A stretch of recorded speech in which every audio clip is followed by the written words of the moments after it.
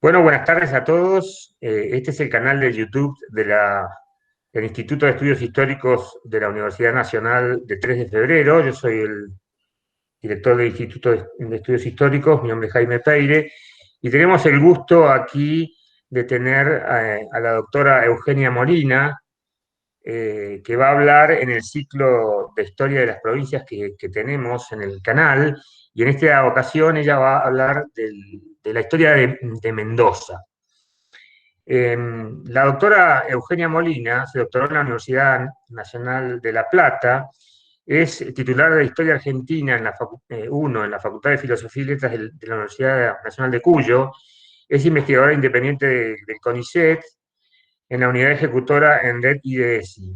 Es investigadora en el acerca del proceso de configuración del orden político entre las reformas borbónicas y la formación del Estado Nacional desde la perspectiva de la historia social, de la justicia y el gobierno.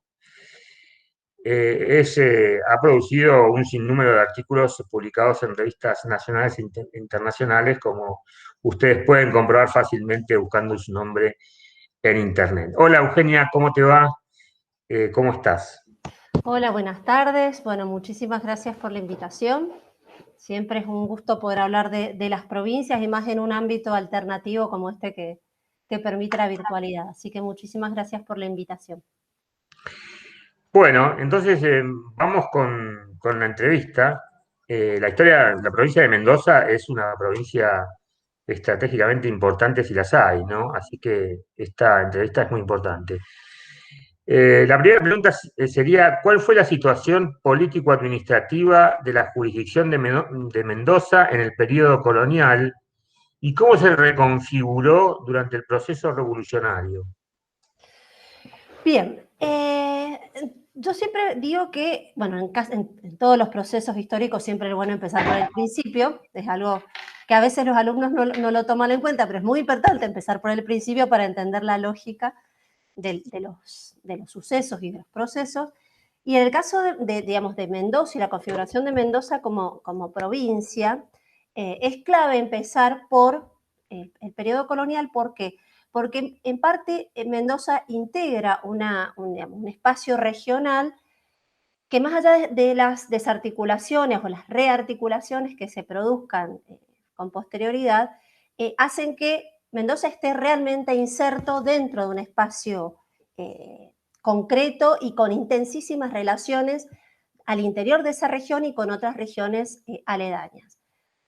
Cuando Mendoza se funda en 1561, al poco tiempo comienza ya a articularse con otras dos ciudades que se fundan en el mismo espacio, que es el sur del Incario, del Imperio Inca, que son San Juan y San Luis. Y ya a partir del siglo XVII conforman el corregimiento de Cuyo, que depende del gobierno que tiene su sede en Santiago de Chile. Es decir, con Cordillera de por medio, tienen su autoridad superior en la sede chilena. Cuando se crea el Virreinato del Río de la Plata en 1776, sabemos que el virreinato se configura desarticulando cuadros administrativos que estaban vigentes en ese momento. Uno de los que se desarticula es justamente el corregimiento de Cuyo, porque pasa a depender de la autoridad que reside en Buenos Aires y, al menos administrativamente, desarticula su relación de dependencia con Santiago de Chile. Al poco tiempo, de hecho, al poco tiempo de que se produjera esto, se comienza a implementar la Real Ordenanza de Intendentes, por la cual las tres ciudades que formaban parte de una unidad, pero en la que Mendoza tenía un liderazgo muy claro, porque era la ciudad sede del corregidor, desarticula la ordenanza de intendente ese corregimiento y cada una de las tres ciudades, a pie de igualdad, pasa a depender del superior inmediato que reside ahora en Córdoba, porque forma parte de la gobernación e intendencia de Córdoba del Tucumán. Este hecho es muy, muy importante porque la élite mendocina que reside en el cabildo, que se reúne en el cabildo, de alguna manera nunca va a terminar de tragar esta situación, y permanentemente envían procuradores a Buenos Aires e incluso a la Corte en Madrid, tratando de que se revea esta situación por la cual Mendoza ha sido de alguna manera humillada al volver digamos, a instalarse en una situación de igualdad con San Juan y San Luis. Y esto es muy interesante porque la élite de Mendoza tiene como aspiraciones de liderazgo, que de hecho ya durante el proceso revolucionario van a ser tenidos en cuenta por el gobierno revolucionario con sede en Buenos Aires. ¿Por qué? Porque muy estratégicamente el gobierno de Buenos Aires va a conformar una gobernación e intendencia en Cuyo, que de alguna manera restablece los lazos administrativos entre las tres ciudades, con sede, con cabecera en la ciudad de Mendoza. Obviamente el gobierno revolucionario no lo hace solamente para darle el gusto a la élite de Mendoza, sino por algo muy importante y que tiene que ver con el lugar clave que ocupaba Mendoza como, digamos, como eslabón en el circuito comercial, pero que también es un circuito comunicacional importante que vinculaba todo lo que era la zona oriental, Buenos Aires y todo el litoral, con el Valle Central chileno. Porque uno de los pasos de más fácil acceso a Chile, que es el paso de Uspallata, digamos, se accedía a través de la ciudad de Mendoza. Entonces, este momento va a ser clave porque es el momento en el que Mendoza recupera su hegemonía.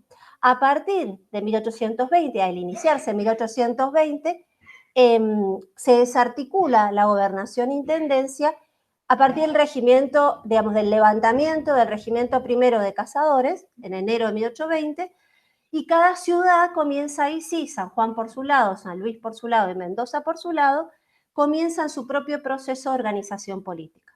Por eso es interesante esto, porque este vínculo que une a Mendoza con las ciudades de Cuyo va a ser, digamos, intentar ser restablecido en diversos pactos entre 1820 y 1852, pero también el lazo, el vínculo muy fuerte que fue en algún momento político-administrativo, pero que es económico y que es también cultural, une a la élite letrada de Mendoza con la élite de Santiago de Chile.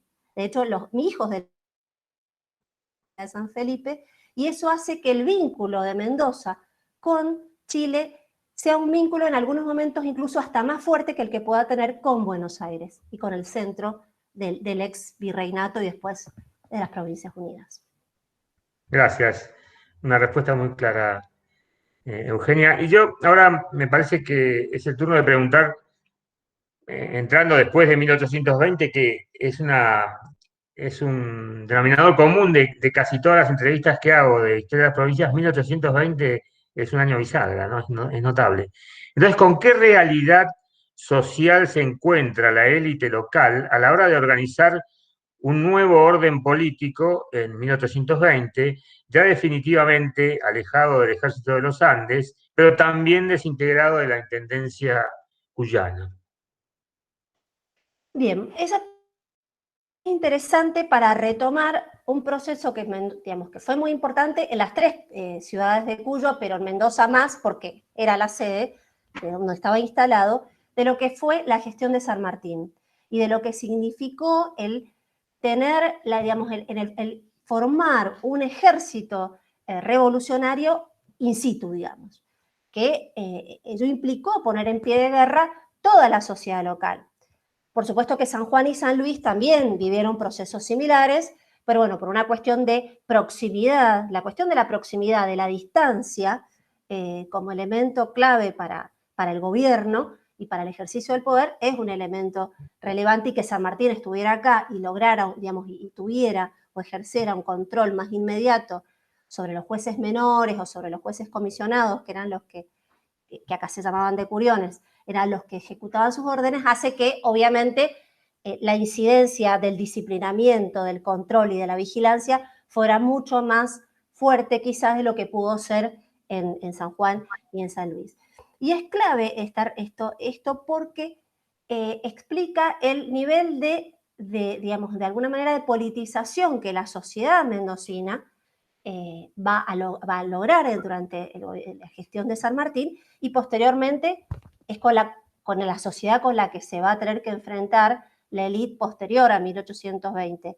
Es decir, es una sociedad con un alto índice de militarización, y hay que pensar que la militarización va de la mano de un ejercicio, una intervención política importante para hombres que hasta el momento no tenían otros espacios de intervención política. Junto con el nivel de militarización y de politización, por otro lado, está la necesidad de reestructuración económica, porque la sociedad mendocina se había puesto, digamos, en pie de guerra para poder sostener al ejército revolucionario. Si bien eso implicó el desarrollo de algunas áreas específicas para el desarrollo ganadero, justamente para criar ganado, para después poder alimentar a las tropas, pero también para alimentar a las mulas y a los caballos que acompañaron al ejército de los Andes, es cierto también que gran parte de esa riqueza productiva digamos, se fue con el ejército. Entonces habría que de alguna manera reactivarla. Y desde el punto de vista económico también es clave que ya antes de la guerra revolucionaria se había iniciado la crisis del modelo vitícola, de origen colonial, y habían comenzado a desarrollarse un poco más el modelo ganadero. Sin embargo, después de 1820, la crisis, bueno, ya lo ha mostrado Garavaglia y Amaral también, que la crisis del modelo vitícola era prácticamente definitiva. Entonces ese modelo ganadero comercial que había comenzado a desarrollarse se va a consolidar, pero para eso necesita políticas públicas que lo apoyen, sobre todo que apoyen el desarrollo de las áreas rurales que se dedican a eso. Y un tercer elemento importante que tiene que ver con esta sociedad heredada de la revolución, tiene que ver con la configuración de la esfera pública. Una esfera pública que en las décadas anteriores, durante digamos, la década revolucionaria del 10 al 20, ha sido una esfera pública, digamos, en donde los espacios son más tradicionales. Sigue siendo la plaza, sigue siendo el atrio de la iglesia, la pulpería, no hay imprenta todavía en esa época. Pero es una sociedad que se ha acostumbrado a discutir de política en el espacio público. Incluso hay muchos expedientes judiciales en los que intervienen mujeres y hasta los que intervienen esclavos en cuestiones políticas. Entonces, a partir del 20, cuando a esa esfera pública se le sume la prensa, digamos, va a implicar un elemento digamos, más a tener en cuenta para la gobernabilidad. Y es que está muy linda la libertad de expresión, pero es difícil gobernar cuando esa libertad de expresión va en contra de las políticas o de las decisiones adoptadas por los gobiernos. Está muy bien. Entonces, la siguiente pregunta sería, ¿qué dispositivos institucionales permitieron organizar la provincia sin apelar a una normativa constitucional que se dictaría en 1854, ¿verdad? Bien, Mendoza es junto con Buenos Aires y con una otra provincia que ahora no recuerdo cuál, que no tienen constitución hasta ya iniciado el proceso constituyente posterior a Caseros. O sea, la primera constitución provincial es de 1854. Eso no significa que no se hayan dictado una serie de normativas que algunos constitucionalistas locales llaman semiconstitucionales o cuasi constitucionales. ¿Por qué? Porque son normativas específicas, pero que van sirviendo para fundar el aparato institucional del orden provincial. Uno de ellos es el Reglamento de Policía de 1828, que es clave porque es un reglamento que organiza todo el espacio provincial en departamentos y además establece una jerarquía de cargos equivalente para todo el espacio provincial. Ese es uno de los reglamentos importantes.